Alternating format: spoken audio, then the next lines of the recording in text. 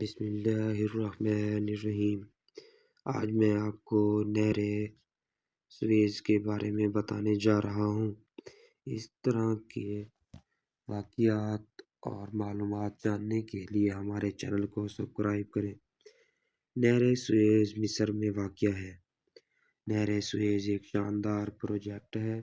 یہ نہر تقریباً 1869 میں بنائی گئی اور اس کی لمبائی 163 کلومیٹر اور چوڑائی 300 میٹر ہے۔ یہ نہر سلطنت عثمانیہ کی اجازت سے ایک فرانسیسی کمپنی نے بنائی تھی اور تقریباً 87 سال اس کینال پر قبضہ رکھا۔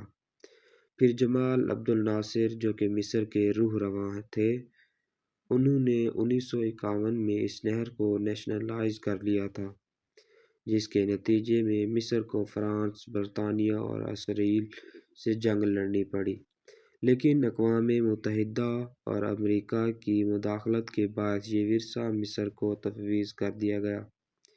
جغرافیائی طور پر اس نہر کے بہت سے فوائد ہیں۔ یہ بحیرہ روم کو بحیرہ قلزم سے ملاتی ہے اور سمندری جہاز یہاں سے شارٹ کٹ لے سکتے ہیں۔ اس برطانوی بحری جہاز افریقہ کا چکر کاٹے بغیر ہندوستان آ سکتا ہے اور اس طرح 4000 میل کا سفر کم ہو جاتا ہے۔